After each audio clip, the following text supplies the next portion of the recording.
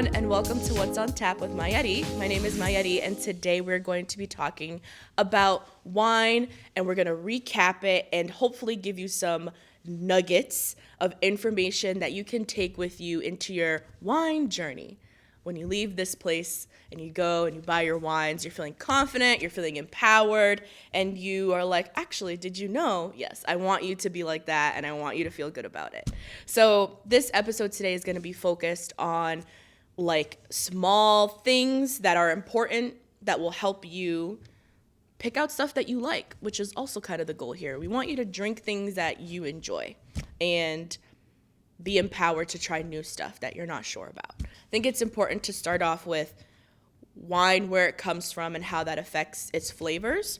So the first thing is, wine can grow in a cool climate or warm climate. Most wine actually grows on the same latitude or longitude of the earth. But, some of those climates are warmer, some of them are cooler. For example, Germany has a cooler growing climate, right, than South Africa. Okay. So why is this important and how does this affect my wine? So it's important because cool climates make lower sugar condensed wines. So this means that when the grapes are growing, the sun isn't really beating down on them as harshly, and so it's not converting in the inside, right? Inside the grape, there's not a lot of sugar production going on. So this creates a low sugar, high acidic wine. So obviously this is important when it comes to your taste preference, right? Do you like more kind of citrusy flavors? These are going to come from the cooler climates.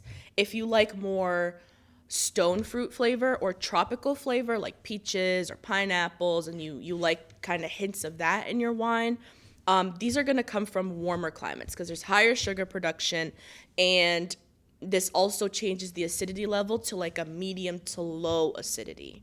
And so, this is important, obviously, because if you don't like high acid, you're not going to like cool climate wines. It doesn't really matter if it's red wine or white wine, it won't really matter. What's mattering is the climate that the grapes were grown in. So I think that's important, one, for you to kind of establish in your wine drinking journey, right? Do I like cool climates or warm climates better? Which way do I lean? This will also help you when you are like at a restaurant or something and they're like New Zealand, some places they'll tell you the countries that the wines are coming from. This will help you out because now you're not reading through every single one, like looking for, I only like Pinot Noir, right? It's like, okay, I like warm climates. Maybe I can try this Zinfandel. Right. All right, cool. We're feeling good. All right. So that's climate, why it's important. The next thing is understanding that the flavor profile of wine has many different layers, and it can taste like stuff that you might not expect.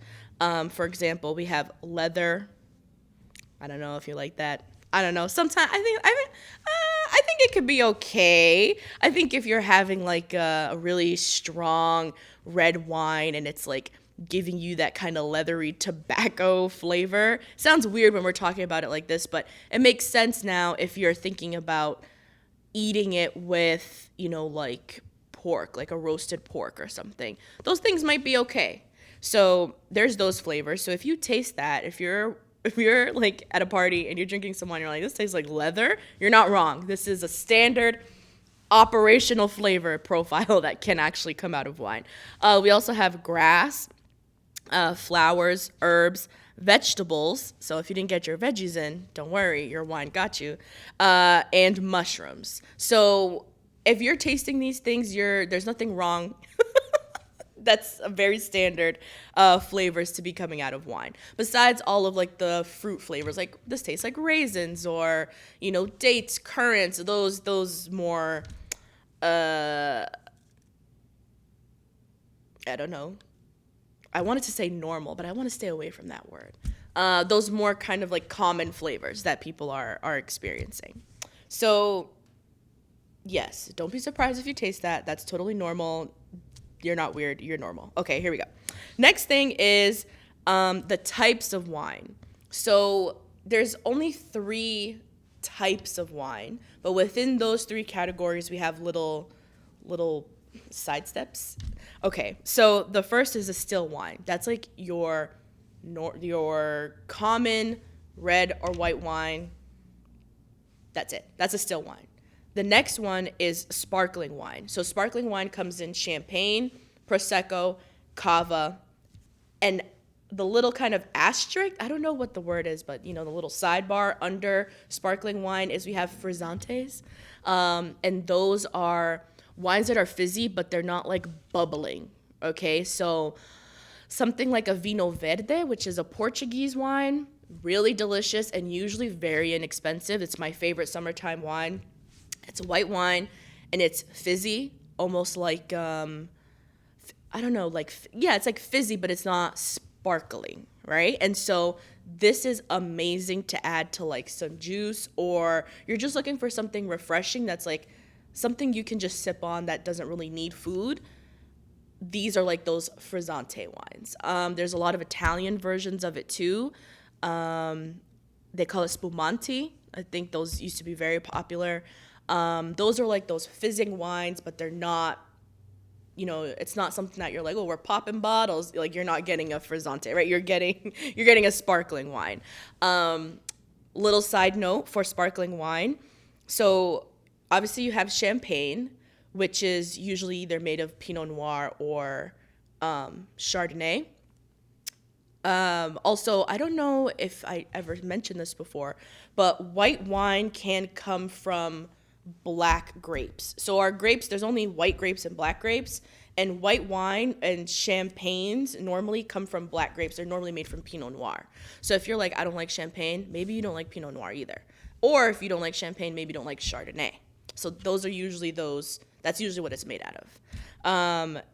And so you have champagne, which is given its name because of its region and its very particular method of creation. And it's like a protected method. So now only wines coming from Champagne, France can be called champagne, yes? Now we have Proseccos and we have Cavas. So a Cava is a Spanish sparkling wine, delicious. It usually tastes like green apples and like green fruits like kiwis and things like that.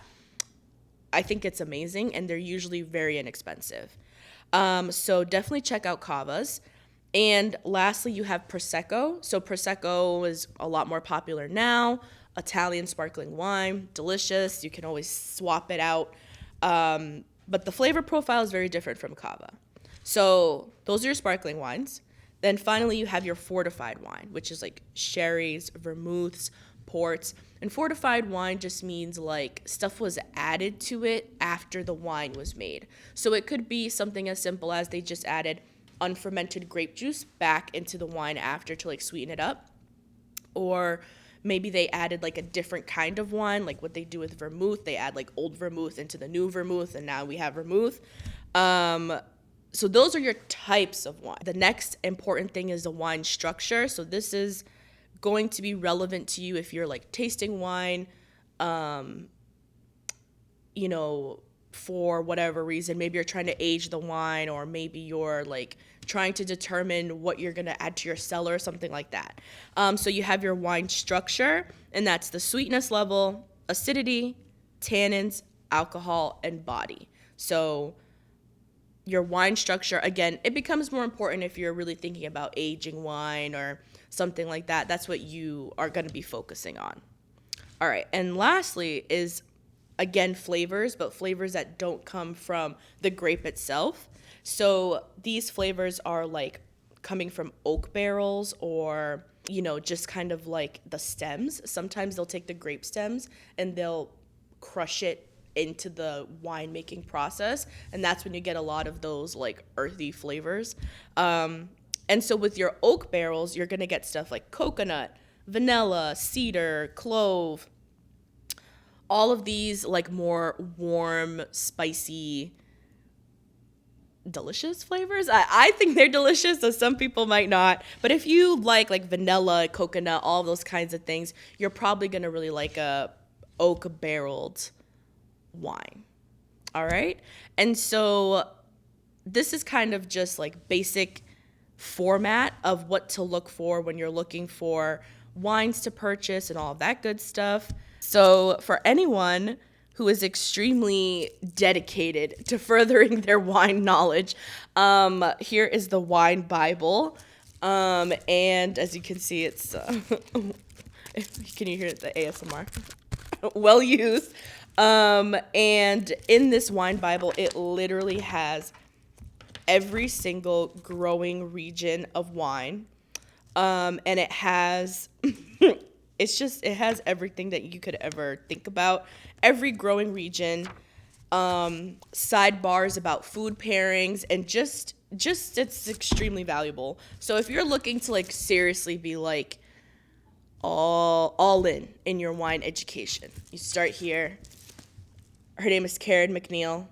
She's like one of the only wine masters in the world. And she's on Twitter. So if you're looking for little tidbits or just like little tiny bursts of information, I highly recommend. Thank you so much for watching What's on Tap with Mayari. I hope you had a great time today, and I hope you learned something that will empower you to buy delicious wine. See you next time.